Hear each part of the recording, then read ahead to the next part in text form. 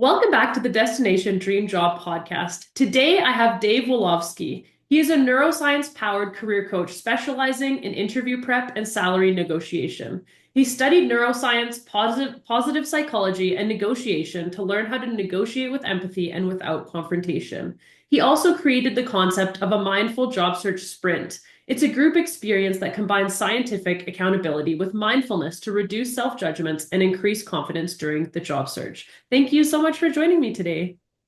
Thank you, Steph. Good to be here. Yeah, I was just reading a story on LinkedIn this morning about someone who'd been in the job search for months with no success. And, it was really taking a toll on their mental health and they were really upset about it. And I know a lot of my clients experience that, as I'm sure yours do as well. How do we go through this job search process when it isn't easy and rejection is something that we experience regularly when we're job searching? What are things that we can do to kind of help us, get through that process? Yeah, it's can be really grueling. And yeah, with the market in the past year or even more, it's been like really just so many rejections. It's so saturated. Um, so, you know, the thing is you can only do so much each day. And if you try to, get the job search done in a week or 2 weeks or a month even, you're going to end up basically burning out. Uh, and also, so there's kind of two concepts that I like to remind people of. One is that your life is bigger than any specific problem. And when we forget that, we shrink our life down into like, well, I cannot let myself live until I solve this problem, right? And I mean, hey, I'm guilty of this as well. It's very difficult. It's just something I've noticed in myself and other people, and we're all working on it. But basically, the idea is, um, however many job applications you send, or networking messages you send, or conversations you have, those are all just byproducts of your energy. If you have no energy, then you will not do anything. And so, focusing on the energy aspect basically makes it so that you're suffering less while you're doing it. You're able to do it for longer in case it doesn't, in case it does take a long time. Um, and so yeah, so like when you're connected, so in the sprints that I do, what we do is we rate our effort on all three of our top life priorities. Usually one of them is career or the job search. The other two, often like mine, are like health and family. So like because those our top priorities are our sources of energy. When we connect to them, when we contribute to them, we get energy back. And so that's like managing your energy. You get more energy and then you can consistently do the job search. So like, okay, the most concrete thing I will say is you want to spend a couple of hours a day doing the stuff you're doing, and then the rest of your time living your life and connecting to your other life priorities. Yeah, I really liked what you said about your life is bigger than any one problem. I can totally relate to that, right? We get like this one thing and we like focus on it. We're like, okay, once this is solved, then I'll go back to my life. But then, once that problem's solved, another problem just shifts into its place. And so there's always going to be something that we're working on or something that we're trying to solve. So I really like that, trying to not putting your life on hold and continuing to live your life. So do you think then, so I like what you said about the top three things, areas that people are focusing on. So in terms of burnout, do you think when people experience burnout, they're just focusing on like one priority that maybe doesn't fill their cup? Or what does burnout kind of look like, do you think? Yeah, I think there's two ways that you can really drain your energy in the job search or any big problem, which is one is you don't put any effort into it. Like, this is the sort of avoidant procrastination style, I would say. And then the other one is you put all your effort into it and you don't, like I had someone in the sprint actually, she was like saying she spent 10-hour days job searching.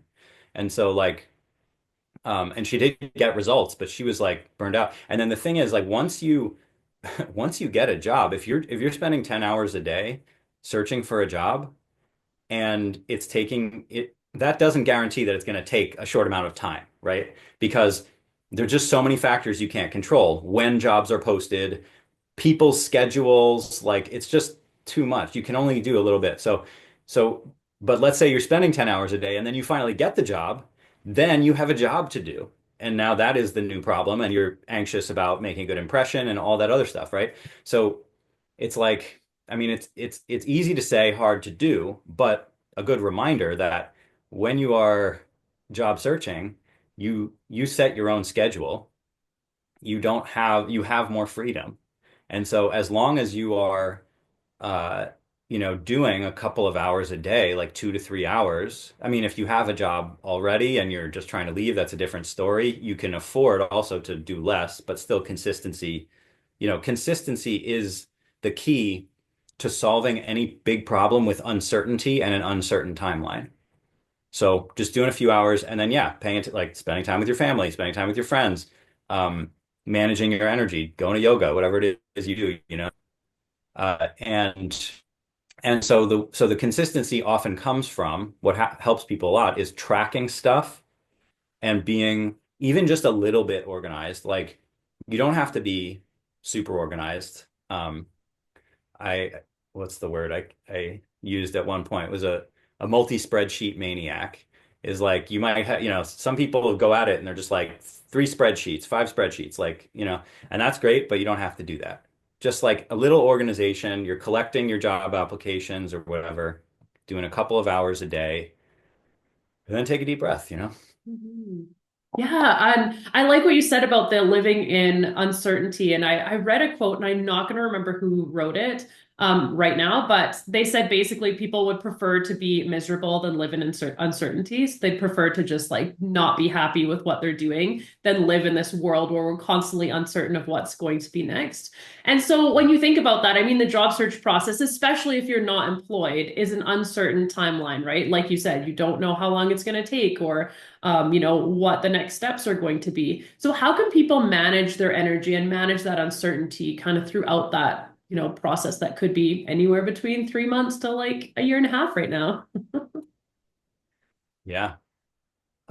Yeah, so I mean, like the specific things really are knowing what your life priorities are, and um and there's always like whenever you're trying to solve a problem, there's always a question of basically, do you want to blur boundaries and lower barriers, or do you want to raise barriers and have stronger boundaries? And so for some people, like for example, someone in my sprint, my last sprint was saying how um she thinks, like for her, spending time on LinkedIn was a good metric for her. I'm going to spend an hour and a half a day on LinkedIn. And I was like, okay, so what does that look like? She was like, well, I'll go on my computer and sit there. I was like, okay, would it help you if you did it on your phone? Because like, so that's lowering the barrier because her metric was just spending time on LinkedIn happened to be. And she was like, oh yeah, didn't really think of that. So that's one version is reducing the barrier to the job search effort. Usually it's like computer or phone. If something is on your phone, it's going to be easier to access. You're going to be doing it more. But also you might not be as focused. And so, each person has their own relationship to the job search activities. And so for some people, it would help a lot to go to a coffee shop, set a timer or put on their stopwatch and stay there for an hour and a half, 2 hours, do the thing they need to do, and then turn it off and go away. And usually those are the people who have weaker boundaries in the first place. Like me, I have pretty weak boundaries with my time. So what I do when I need to do deep work, which I do frequently, is I go outside. I don't do it in my home office where I see clients because I'm just too distracted. Oh, I could eat food. I can like, you know what I mean? Oh, I could just watch TV, but like I can't do that in a coffee shop. I'm not going to spend my time. I'm not going to spend my uh I mean, I use my phone, so I'm using like my phone's hotspot, which is precious data. It's not unlimited data. You know what I mean? So these little things like it makes me more focused. I mean that's the point. Is either you blur the boundaries, you make it easier to access, or you uh, harden the boundaries and make it more focused. And each person's different. Mhm. Yeah, so thinking outside the box and not specifically just doing something because someone said you should do it and figuring out what works for you is kind of what I'm hearing. Yeah, definitely. And always the problem, like I think we give up too easily when we try different tactics. Like, oh, I saw this thing on LinkedIn. Oh, that sounds great. I'm going to try that. It's not really working. Well, maybe, maybe it's the wrong thing or maybe nothing's going to work. And maybe it is the wrong thing. If it's hard to know, but your gut will tell you somewhat. If it is the wrong thing, try something else soon and keep trying things. And then, but at the same time, like, some things, the obvious things in the job search are having networking conversations and applying to jobs. Those are so obvious and so like those make progress, right? So if you're using those as metrics, that's great and only more is better unless you're burning yourself out.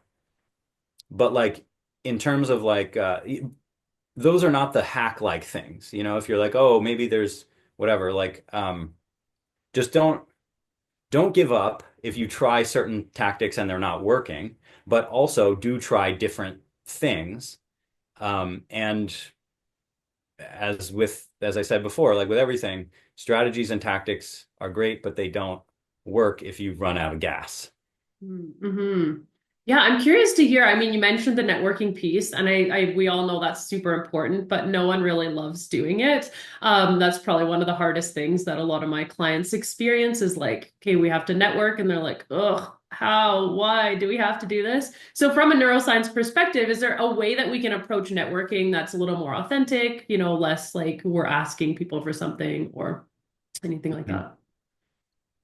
Yeah, I feel like I maybe did a video on this in the last couple weeks about like the problem with networking is when you don't need it, like when you're in a good place, you're often just like, well, I don't really care about I don't have to care about other people. Like in my net people who I don't really connect, whatever, like people in my network, right? But when you need it and you're feeling desperate, then you show up in that way and you're going to be more needy and you're going to be less pleasant to be around, kind of like less and just less skillful in your messaging and stuff like that. So really, uh, the best thing is, you want to do it when you don't need it so that when you do need it, um, you have capital built up.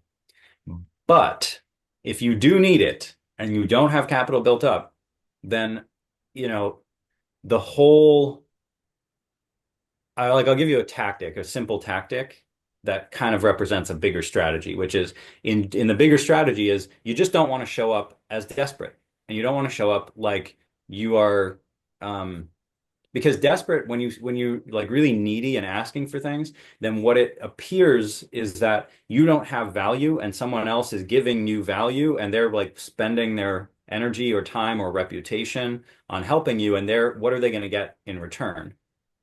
So what you want to position yourself as is that you do have value. And a sort of simple tactic example of that is if you're in a networking conversation with someone on Zoom or face to face, is you don't ask for anything. Instead, what you do is you say, first you get interested in them. Obviously, like the more you get them to talk, the more they like and trust you, period. So do that as much as you can.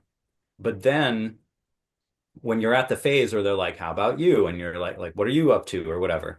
And you're like, okay, so let's say, the wrong version would be like, well, I'm looking for a job. If you have any leads, I'd be really appreciative, right? And that's even pretty good, but still, you don't want to just come out with an ask. I mean, it's not desperate and needy, right? But it's still asking and not a good way. What I would recommend instead is you say something like, well, I am I'm looking to grow in this industry, whatever it is, and I've got some support and I've got a few leads, but I'm always open to new ideas. So you're positioning it as like, I'm moving forward and I've got support. Other people are supporting me. But I'm always open to new ideas, meaning, if you do, so you are kind of, you're opening the door for them to say something, but you're not putting any pressure on them. And you're positioning yourself as someone who's already on the move, which means, it's like it's very different. Hmm. I think like, yeah, I really think that's interesting because you do, like you said, you don't want to come out and ask because that's like straight away because you're just like, I mean, I get people who I'm sure you do too, who are messaging me all the time. Do you know any job openings for this position? And I'm like, I get a million of these messages. Like you're not going to stand out to me. But the other day, someone messaged me and was like, told me their story about like their mom was a nurse and that she's struggling to get back to work and they don't know how to write the resume. And what if there was any tips that I could provide. And that was like, and it was this, there was still an ask associated with it, but there was a little bit more of a story. And like, and there was an out, right? At the end of her message, she was like, but I know you're very valuable. You probably don't read all your messages. So like, no worries if you don't respond. I don't usually respond to, those types of messages, but in this case I did. And we had a really great conversation and it might lead to business down the line, but it just the way she approached it was a lot more friendly and communicative, and she valued me and who I was as a person rather than just like, can you do this for me? And I thought that approach was really different, and actually elicited a response from me. Yeah. Actually, that brings up a really interesting point, which is like so much of how we operate is on status, like, which kind of sounds negative, but it's just so true. And like from neuroscience perspective, it's very, very true. Like serotonin, is sort of the status thing. But so two things, right? One is like when you position yourself, she kind of put herself at your mercy, and that might, and also was vulnerable. And we like vulnerability, especially, but I also bet that there was something in, the way she phrased things that made you feel like, well, this person has is skillful in some way.